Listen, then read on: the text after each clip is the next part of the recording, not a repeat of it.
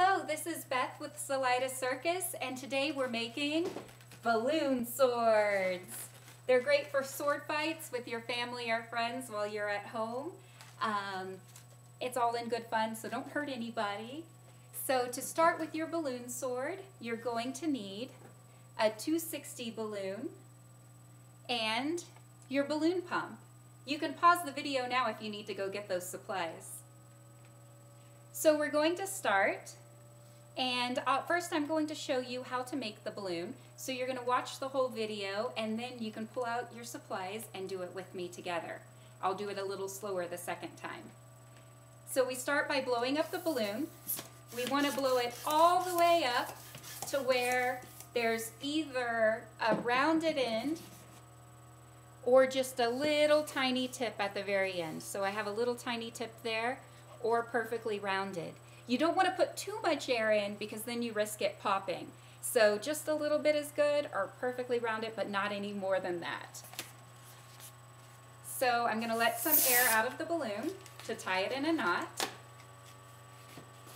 And then I'm going to fold the balloon over and twist it so that I have a small bubble and then a hole right here, and then all the rest of my balloon right here.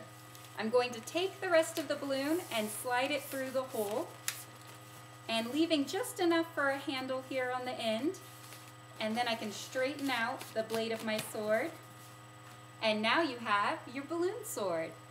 So let's do it together this time. I have my 260 balloon and my balloon pump.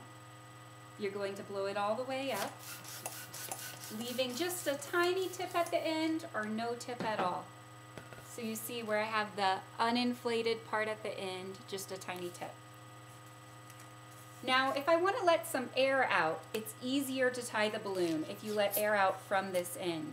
The way that I do that to get the biggest piece of material to tie the balloon with at the edge, so I can hold the balloon in one hand and take the other hand, I pinch it really tight and let the air out in between this hand and this hand. So it's going to look like that. You just let that amount of air out and catch it so you don't lose all the air in the balloon. So now you have a nice longer nozzle to tie your balloon with. It makes it a little easier. Alright, and I'm going to take this balloon and fold it in half. Don't be afraid of it popping. It might pop, I'm not going to lie. Balloons do pop, especially when you're learning. But the trick to balloon twisting is not being afraid of them popping. So I'm going to fold it in half. I have about 4 or 5 inches, probably 5 inches on this end. I'm going to squeeze it really tight together, leaving about 1 inch on this side. So I'm going to squeeze it really tight, tight enough that I can then take this with this hand and turn it. Now when I turn it, I want to turn it in the same direction every time. I'm going to need to turn this 3 to 5 times so that it's nice and tight and doesn't unravel while we're playing with it. So you're going to squeeze this really tight with one hand, and with the other hand I'm turning it towards you. You can turn it in either direction, just make sure you do it the same way each time. So we turn it once, we'll turn it one more time, and 3 times. Okay? It's okay if you're afraid. If it pops, you can pause the video, get more supplies, and start over again. It's part of the process. So now we have a circle here, and then we have our little bubble right here. Let's put the bubble facing the outside of the balloon. You have your circle here, and then your remainder here. Make sure your circle's nice and round so that you can get the remainder of the balloon through the circle. And you're going to take the edge and push it through. It could be a little scary at first. You'd be afraid of it popping. It might make squeaking noises as the balloon rubs against the other side of the balloon. It's okay. And then you decide what size you want your handle. This looks like a good size to me, so I'm going to leave that there. And then I'm going to straighten out the edge of the sword. So now you have your balloon sword.